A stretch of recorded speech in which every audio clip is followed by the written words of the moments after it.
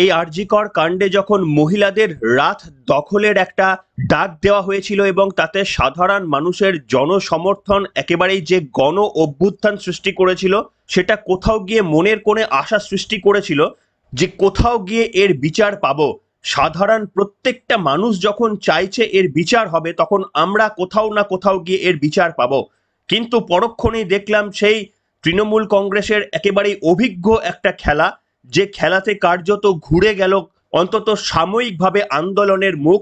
যেখানে এই আরজি করের যে ভয়ানক আক্রমণ করা হলো, তাতে আন্দোলনকে কিছুটা সীমিত করা গেল এবং নিশ্চিতভাবে এই আন্দোলন স্বতঃস্ফূর্তভাবে আরো বড় আকারে বেরিয়ে আসবে। তার কারণ সাধারণ মানুষের ক্ষোভকে এইভাবে চাপা দেওয়া যায় না, সেটা ইতিহাসে যেমন বারবার প্রমাণ হয়েছে, তাই আরো একবার প্রমাণ করতে হবে।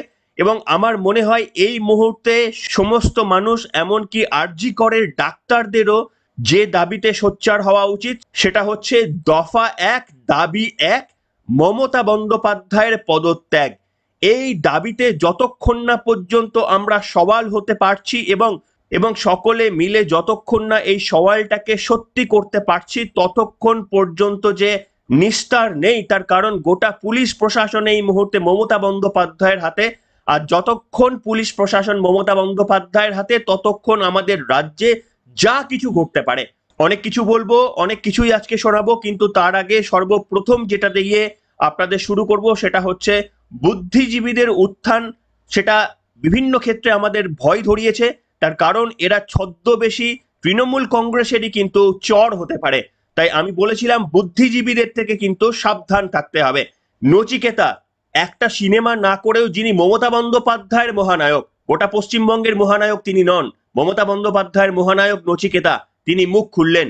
যদিও মুখ খুলে এই সরকারের বিরুদ্ধে একটি কথা বলারও স্পর্ধা দেখালেন না, শুধু বললেন মা তুই আসিস না, আমরা তোদের জায়গা দিতে পারবো না। এমন ধরনের একটা অদ্ভুত প্রতিবাদ করতে শোনা গেল নচিকেতাকে। এমন ভাবে প্রতিবাদের সেই ভাষা যাতে করে সমস্ত এই রাজ্য সরকারকে পুরো যেন গার্ড করে দেওয়া যায়, কোথাও গিয়ে রাজ্য সরকারের দিকে প্রশ্ন না তোলা যায়, সেই ধরনেরই কিন্তু একটা নিরামিষ প্রতিবাদ শোনা গেল আগুন পাখির গলায়। আসুন শুনুন আপনারা নচিকেতা কি বলেছেন এই প্রসঙ্গে। তুমি এসো না মা দুর্গা, তুমি এসো না। এই পৃথিবী আমাদেরই বাসযোগ্য নেই, তোমার হবে কি করে?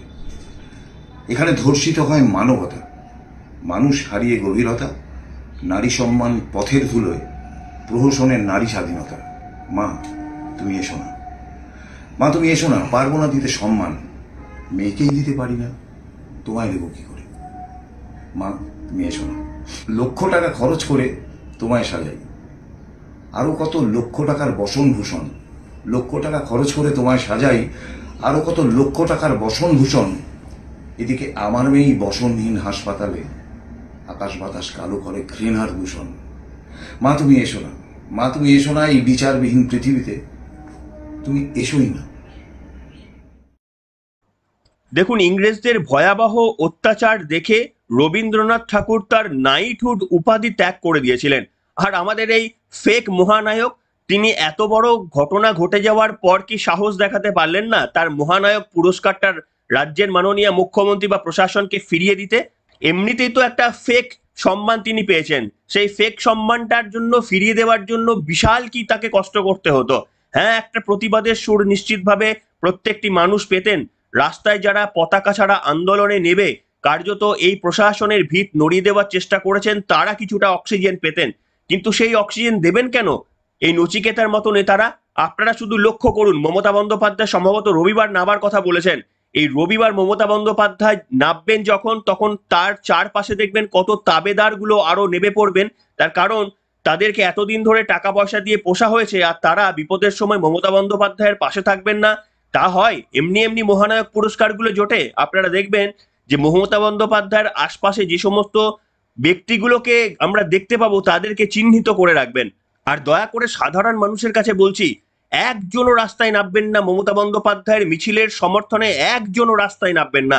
যদি একটুকুও মনুষ্যত্ব থাকে, এখনো পর্যন্ত একটুকুও যদি প্রাণ জীবিত থাকে, যদি আরজি করের ওই বোন, ওই দিদি, ওই মা, ওই কন্যা, যে যেরকমই ভাবেন না কেন, তার যদি বিচার চান তাহলে মমতা বন্দ্যোপাধ্যায়ের এই মিছিলকে প্রত্যাখ্যান করুন, তার মিছিলে অংশগ্রহণ করবেন না। আর এটাতেই কড়া জবাব কিন্তু পাওয়া উচিত মমতা বন্দ্যোপাধ্যায়ের।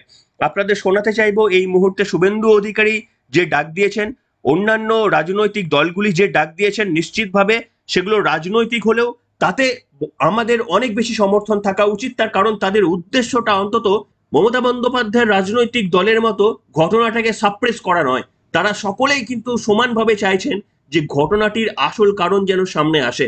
আপনাদের শোনাবো, প্রথমে শোনাই কৌস্তব বাগচি একটি বক্তব্য বলেছেন। তিনি বলেছেন, দল মত গুলি মারুন, রাস্তায় নামুন। যদি নবান্ন অভিযানের ডাক দেওয়া হয় তাহলে সকলে মিলে রাস্তায় নামুন।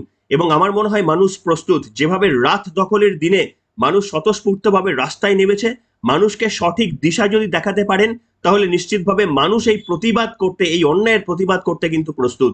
কি বলেছিলেন কৌস্তব বাগচি, শুনুন আপনারা। আরজি করের যে বর্বরচিত ঘটনার সাক্ষী আমরা কদিন আগে থেকেছি, সেই ঘটনাকে কেন্দ্র করে আমরা ইতিমধ্যেই দেখেছি গোটা রাজ্যের মানুষ তারা প্রতিবাদে মুখর হয়েছে এবং তারা আন্দোলনে সামিল হয়েছে। এবং এই আন্দোলন কোনো রাজনৈতিক আন্দোলন নয়, সার্বিকভাবে একটা গণ আন্দোলন। একদিকে যখন এই গণ আন্দোলন হচ্ছে, আমরা দেখতে পেয়েছি শাসক ভয় পেয়ে তারা বিভিন্ন রকমভাবে এই আন্দোলনকে বিপথে চালিত করবার চেষ্টা করেছে, রাজনৈতিক রং লাগানোর চেষ্টা করেছে, বিভিন্নভাবে এই আন্দোলনকে ছোট করবার চেষ্টা করেছে। গতকাল রাত্রিরে আমরা দেখেছি যে মানুষের স্বতঃস্ফূর্ত পার্টিসিপেশন কাকে বলে। গতকাল গোটা রাজ্য জুড়ে বিভিন্ন জায়গাতে মানুষ পথে নেমেছে, প্রতিবাদে মুখর হয়েছে। একদিকে যখন এই ঘটনা চলছে, তেমনি স্বাধীনতা দিবসের ফ্রিডম এট মিডনাইট, যেটা আমরা যেই কথাটা আমরা জানি, ঠিক সেই সময়তেই মধ্যরাতে যেভাবে বর্বরচিত আক্রমণ কালকে আরজি কর হাসপাতালে হয়েছে, যেভাবে হাসপাতালের মধ্যে গুন্ডা বাহিনীকে ঢুকিয়ে এই আন্দোলনের গতি প্রকৃতিকে শাসক দল অন্যদিকে ঘুরিয়ে দিতে চেয়েছে, যেভাবে আরজি কর হাসপাতালে ঢুকে যেভাবে এভিডেন্সকে তারা ট্যাম্পার করতে চেয়েছে, এই ঘটনা নজিরবিহীন। এই ঘটনা থেকে একটা জিনিস স্পষ্ট হয় যে শাসক দল কতটা মরিয়া সরকারের টিকে থাকার জন্যে। তারা আঁচ করতে পারছে যে মানুষের মধ্যে জনরস তৈরি হয়েছে। আপনাদের সকলের কাছে আমার অনুরোধ, এই অত্যাচার, এই ব্যভিচার, এই অন্যায় দেখবার পরে আর ঘরে বসে থাকবেন না, রাস্তায় নামুন, প্রতিবাদ করুন। চলুন সবাই মিলে একসাথে নবান্নে যাই। আমরা সবাই মিলে নবান্নে যাব এবং সেই অভিযানে না থাকবে কোনো রাজনৈতিক রং, না থাকবে কোনো রাজনৈতিক পতাকা। শুধু একটাই আওয়াজ থাকবে, শাসককে উৎখাতের ডাক। সে একটাই আওয়াজ থাকবে, এই রাজ্য থেকে অত্যাচারী শাসককে উৎখাত করতে হবে। আপনাদের কাছে অনুরোধ, আপনারা রাস্তায় নামুন, প্রতিবাদ করুন। ঘরে বসে থাকার সময় এটা নয়। আমরা যদি ঘরে বসে থাকি, আমাদের পরবর্তী প্রজন্ম আমাদের ক্ষমা করবে না, ভবিষ্যৎ আমাদের ক্ষমা করবে না। শুনলেন বন্ধুরা, এবং একেবারেই সঠিক কথা বলেছেন। মানুষকে রাস্তায় নামতে হবে। আমার মনে হয় মানুষ প্রস্তুত রয়েছে, সেটা মানুষ দেখিয়ে দিয়েছে। মাত্র একটা অসংগঠিত আন্দোলনকে কিভাবে সফল করা যায়, কিভাবে ভেতরের আত্মার যোগ থাকলে এইভাবে মানুষ স্বতঃস্ফূর্তভাবে রাস্তায় বেরিয়ে আসে, সেটা মমতা বন্দ্যোপাধ্যায়ের ঘুম যেমন একেবারে উড়িয়ে দেবে, ঠিক তেমনি ভাবে সংগঠিত কোনো একটা প্ল্যান করতে হবে, কোনো রকম প্রোগ্রাম করতে হবে, কোনো আন্দোলনের ডাক দিতে হবে, যেটা একেবারেই সিবিআইকে পর্যন্ত নাড়িয়ে দেয় যে পশ্চিমবঙ্গের মানুষ কতটা উদ্গ্রীবের সঙ্গে অপেক্ষা করে রয়েছে। এই ঘটনাটাকে সমাধান করতেই হবে। এবং যদি কোথাও গিয়ে মনে হয় যে সাপ্রেস হয়েছে, এভিডেন্স নেই, এই রাজ্য সরকারের পুলিশ সাহায্য করছে না, তাহলে প্রেস কনফারেন্স করে পশ্চিমবঙ্গের সাধারণ মানুষকে সেগুলোকে জানাতে হবে। কোথায় কোথায় আপনারা অসহযোগিতা পাচ্ছেন সেইগুলো কিন্তু পশ্চিমবঙ্গের সাধারণ মানুষকে প্রেস কনফারেন্স করে কিন্তু জানিয়ে দিতে হবে। তার কারণ রাজ্যের মাননীয় মুখ্যমন্ত্রী বারবার বলছেন পুলিশ সাহায্য করছে। আপনারা গিয়ে কোথাও সাহায্য সহযোগিতা না পান, তাহলে সেই মুখটা, মমতা বন্দ্যোপাধ্যায়ের সেই মুখটাও কিন্তু পশ্চিমবঙ্গবাসীর কাছে খুলে দিতে হবে। এবং আপনাদের বলতে চাই, কৌস্তব বাগচি যে ডাক দিয়েছেন, সমস্ত মানুষ বোধহয় প্রস্তুত রয়েছেন। একটা সঠিক রূপায়ণ, একটা সঠিক যদি আন্দোলন তৈরি করে রাখা যায়, এবং সেই আন্দোলনে নিশ্চিতভাবে কোনো ব্যানার থাকবে না, কোনো দল থাকবে না, বিজেপি সিপিএম থাকবে না, সেটা যদি অরাজনৈতিক হয়ে থাকে এবং সেটা যদি এই নির্যাতিতার জাস্টিস পাওয়ার ক্ষেত্রে হয়, আমার মনে হয় পশ্চিমবঙ্গের মানুষ রাস্তায় নামতে প্রস্তুত। দাবি একটাই হওয়া উচিত, দফা 1, দাবি 1, মমতা বন্দ্যোপাধ্যায়ের পদত্যাগ। এটা ছাড়া আর কোনো আওয়াজ ওঠা উচিত নয়। যে কারণের জন্য আরজি করের অধ্যক্ষকে সরে যেতে হয়, ঠিক সেই কারণে একেবারে অদক্ষ একজন স্বাস্থ্যমন্ত্রী হিসেবে প্রথমে পদত্যাগ করতে হবে মমতা বন্দ্যোপাধ্যায়কে। দ্বিতীয়ত গতদিনে আরজি করে যে ভ্যান্ডালিজমের ঘটনা ঘটলো, পুলিশ প্রশাসন 8 ঘন্টা 40 মিনিট সেই অরাজকতা সৃষ্টি হতে দিল, তারা কোনো রকমেরই মব কন্ট্রোল করলো না এবং তাদের কাছে ইন্টেলিজেন্স পর্যন্ত ছিল না যে এই ধরনের আক্রমণ হতে পারে। তার ব্যর্থতার দায় নিয়ে পুলিশ মন্ত্রী হিসেবে মমতা বন্দ্যোপাধ্যায়ের পদত্যাগ উচিত এবং সার্বিক অরাজকতা যেভাবে ঘটছে, এবং আপনারা জানেন আরো এই ঘটনার সাথে সাথে কিন্তু আরো একজন মহিলা, তাকেও কিন্তু এরভাবে হত্যা করা হয়েছে। সেই তথ্য পুরোটা আমার কাছে নেই, তাকে মাথা কেটে হত্যা করা হয়েছে। অর্থাৎ একটা ঘটনার মধ্যে কিন্তু আরো ঘটনা ঘটছে, যে ঘটনা প্রত্যেক দিন ঘটে সেই ঘটনাগুলো এইভাবে জনবিস্ফোরণের আকার নেয় না। রাজ্যের মাননীয় মুখ্যমন্ত্রী মমতা বন্দ্যোপাধ্যায়ের নেতৃত্বে বা তার আমলে যে কেউ সেফ নয় সেটা পরিষ্কার। তাই যতক্ষণ পর্যন্ত না এই ভদ্রমহিলাকে রাজনৈতিকভাবে এই আসন থেকে সরিয়ে ফেলা যায়, ততক্ষণ পর্যন্ত পশ্চিমবঙ্গের মানুষের দুর্গতি চলতেই থাকবে। শুভেন্দু অধিকারীর বক্তব্যটা ইম্পর্টেন্ট বলে মনে হয়েছিল। দফা 1, দাবি 1, মমতা বন্দ্যোপাধ্যায়ের পদত্যাগ, একমাত্র এই এজেন্ডায় পারবে পশ্চিমবঙ্গের মানুষকে মুক্তি দিতে। শুনুন আপনারা। এটা নিন্দার কোনো জায়গা নেই। আমরা নন্দীগ্রামের লোকরা হ্যাবিচুয়েটেড। আমরা হনুমান পূজার দিন হামলা দেখেছি, আমরা জানি এরা কি করে। আমি জিতেছি বলে এখানে হিন্দু লোকগুলো বেঁচে আছে, সব শেষ করে দিল। 2001-এ 21-এ দেবব্রত মাইতিকে খুন করেছে, এবারের লোকসভা ভোটেও রথিবালা আড়িকে খুন করেছে। মমতা বলছেন যে আদালতের নির্দেশে সিবিআই যদি হয় ঠিক আছে, কিন্তু যেন দোষীরা যেন শাস্তি পায়। তৌরি নিজে দফা 1, দাবি 1, মমতা ব্যানার্জির পদত্যাগ। দফা 1, দাবি 1, মমতা ব্যানার্জির পদত্যাগ। এই রাজ্যের সব রাজনৈতিক দলকে বলবো কালকে স্তব্ধ করুন বাংলা। মমতা বলছে মন থেকে করুন, যেভাবে পারেন করুন, সবাই মিলে করুন, কাল স্তব্ধ করুন পশ্চিমবঙ্গ। দফা 1, দাবি 1, মমতা ব্যানার্জির পদত্যাগ। দফা 1, দাবি 1, মমতা ব্যানার্জির পদত্যাগ। কালকে 2000 বিশেষ সম্প্রদায়ের লোককে জড়ো করে ডাক্তারি ছাত্রদের উপর আক্রমণ করেছে, ক্ষমার অযোগ্য। এই টাউন ক্লাবে যারা ককটেল মেরেছিল, পেট্রোল বোম, যারা দেবব্রত মাইতিকে খুন করেছিল চিল্ল গ্রামে, যারা মনসা বাজারে রথিবালা আড়িকে খুন করেছিল, ওই মডেল কলকাতার লোক দেখছে। আমরা তো আগে দেখেছি, তাই নন্দীগ্রামের লোক ওদের ভোট দেয় না। নন্দীগ্রামের লোক আগে থেকে প্রস্তুত হয়ে গেছে। কলকাতা বুঝুক এবারে।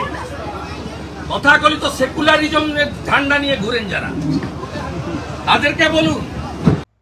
শুনলেন বন্ধুরা, আপনাদের সকালের পর্বে শুনিয়েছি একটা ভাইরাল অডিও। সেখানে শুনেছেন কিভাবে, আমি তো ভাবতে পারি না, মেডিকেল কলেজেও নাকি আপনি ডিগ্রি পেতে গেলে আপনাকে টাকা দিতে হবে এবং সেটা বিরাট বিরাট পরিমাণের টাকা আপনাকে দিতে হবে, এবং সেই টাকা দিতে না পারলে নাকি তার উপর অত্যাচার হবে, তাকে 36 ঘন্টা 48 ঘন্টা ডিউটি দিয়ে দেওয়া হবে, বিভিন্ন রকমের।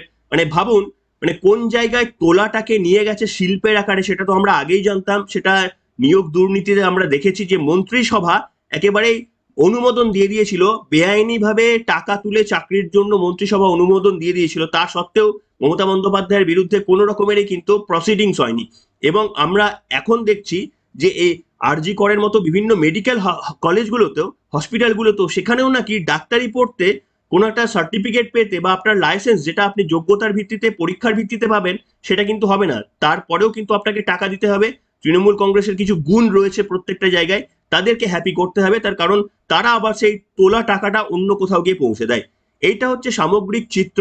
এবং যেটা সাধারণ কলেজে হয়, একেবারে অনার্স পেতে গেলে যা যা কাণ্ড কারখানা আমরা দেখেছি, যে চিত্রগুলো আছে, টাকার খেলা যেখানে আমরা খবরগুলো বারবার শুনেছি, সেটা মেডিকেল কলেজ পর্যন্ত হয়। ভাবুন, এমন একটা রাজ্য সরকার উপহার দিয়েছেন মমতা বন্দ্যোপাধ্যায় আমাদের কাছে, যেটা আর বলার কিছু নেই। এবং এইখান থেকে একমাত্র মুক্তি পাওয়ার জন্য যত তাড়াতাড়ি সম্ভব তৃণমূল কংগ্রেসকে সরাতে হবে। কিন্তু সেই সরানোর জন্য যে আন্দোলনটা করতে হবে, সেটা কিন্তু এই ছোটখাটো আন্দোলন দিয়ে হবে না। এটা একটা মারাত্মক আন্দোলন।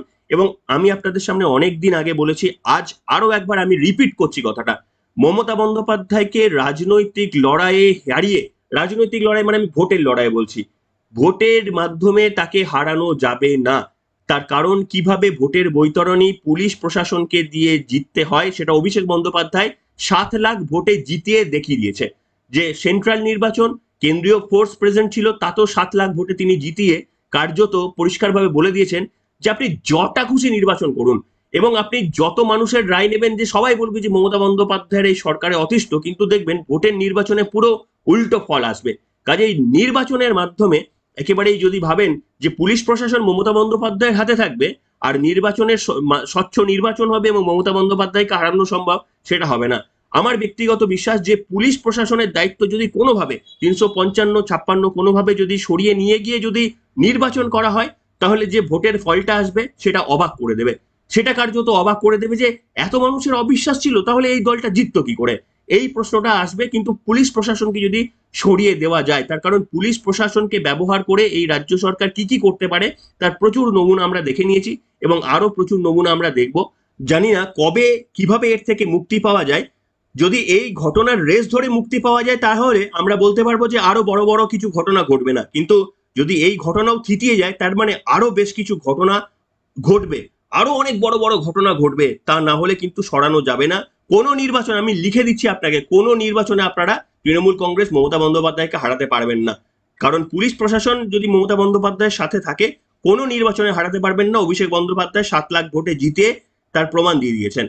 তবে এটাও আমি বিশ্বাস করি যে পুলিশ প্রশাসন মমতা বন্দ্যোপাধ্যায় যদি ইউটিলাইজ করতে না পারেন, একমাত্র সম্ভব বোধহয় 355 বা 356 ধারা, এছাড়া কোনো উপায় নেই। কারণ আর কোনো আইন নেই যে রাজ্য সরকার ক্ষমতায় থাকবে অথচ পুলিশ প্রশাসন ইউজ করবে না।